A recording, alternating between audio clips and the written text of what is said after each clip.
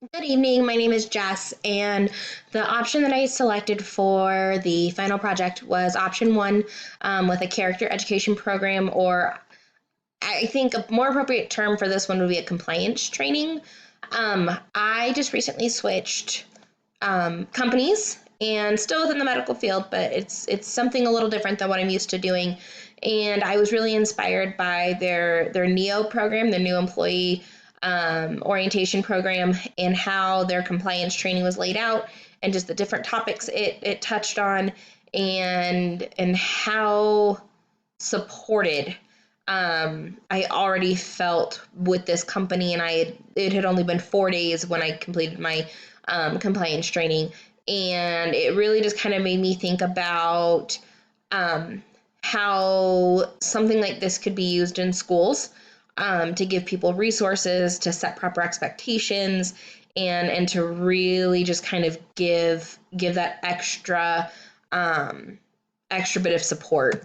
So when we are talking about compliance training or character education yeah, character education programs, um, sorry, we are getting next. There we go. Compliance training is defined as the process of educating employees on laws, regulations, and company policies that apply to their day-to-day job responsibilities. So the way that I look at that is, as students, that is their full-time job. I like to say that I have three jobs. I'm a mom, I'm a student, and I have a career. So for students who their full time, everything that they focus on is school, that is their job, and so they should be given the same courtesy of this sort of training that employees are for employers. Culture is huge, and I feel like by having a training like I did really just kind of reinforces that support system. It reinforces um, just who they can go to, who their resources are, who they um, different places to research if you have questions, and it helps them be more successful too. But it helps validate us as employees that, hey, like we know where to go and who to talk to. There were two major things that kind of stuck out for me when thinking about why something like this would be necessary. And the two of those were school shootings and suicides. Um, Suicide is huge, especially in young people today. Suicide is the 10th leading cause of death in the United States, second leading cause of death for ages 15 to 24.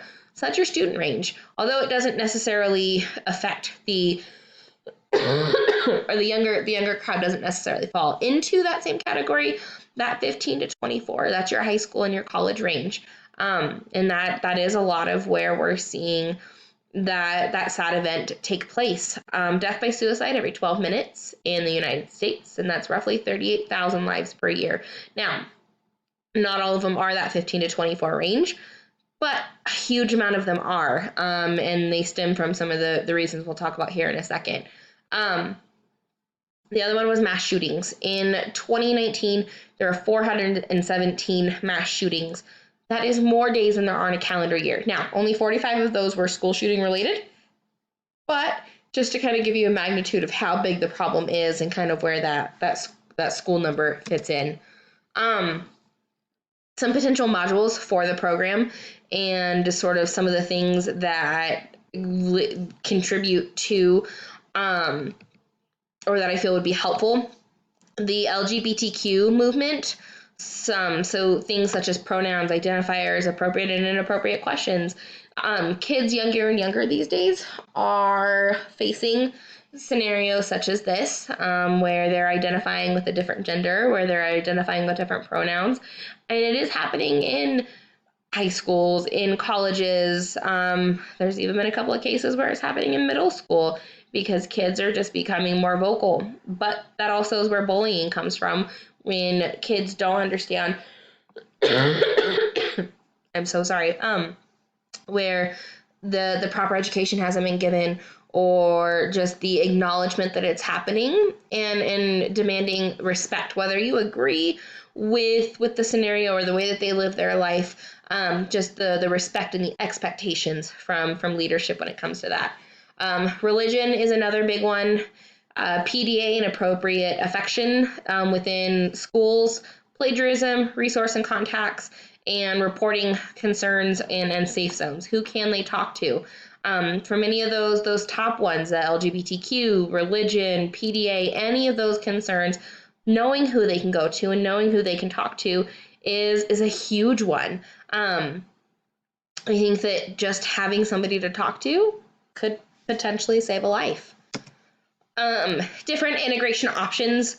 This could be an online program where it's incorporated in your health class.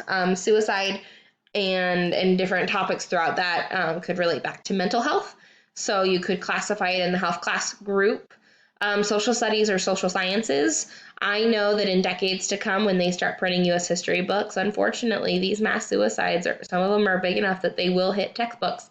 And so just to kind of shine some light on it early and then relate it back to some of the material that they may be discussing or maybe learning and talking about, that could be an appropriate place.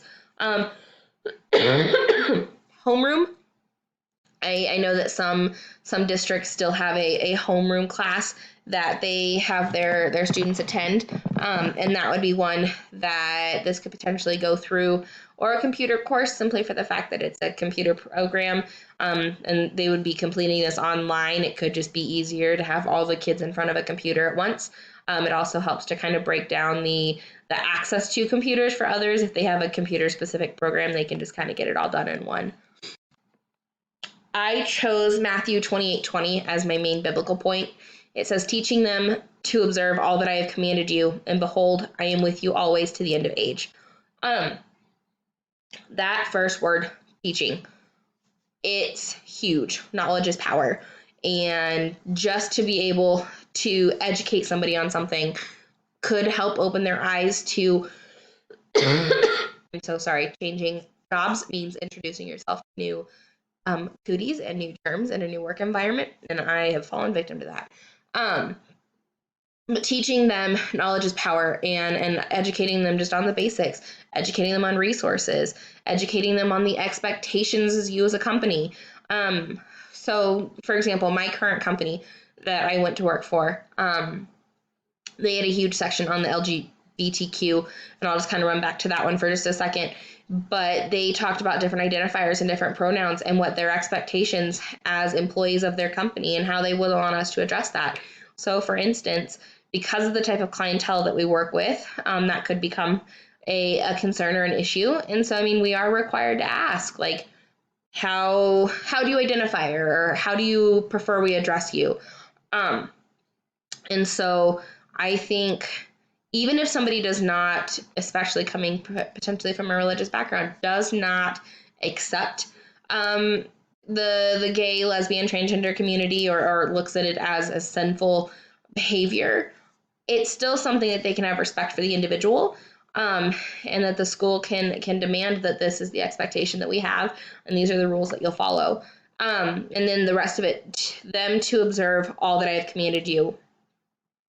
It kind of goes back to the golden rule that treat others how you would want to be treated. And the Lord has taught us to love each and every one of his children the same, and that he loves nobody any differently than anybody else, and that he expects the same behavior from us all. And so I think that that's really important to kind of get everybody on the same page. This is obviously something that if you were planning the entire program, it would take much longer than 10 minutes to explain. My references are here, though. The paper goes into much greater detail, and I truly think that it could be something that's beneficial. Why is it important to create a positive culture or a culture of engagement within the workplace, but not have the same expectation in schools? I mean, they have programs like Defy and Dare, and different bullying campaigns throughout the year, but those are voluntary. Why? So students aren't getting the same exposure. So why would something so important be voluntary? Something that could potentially save a life should be mandatory. And I think that this is something that could potentially, even if it only saves one, it did its purpose. So I think it's something that people should take seriously and really consider. I appreciate the time. I appreciate the last 5 weeks. And I really hope that something was gained from this. Have a wonderful evening.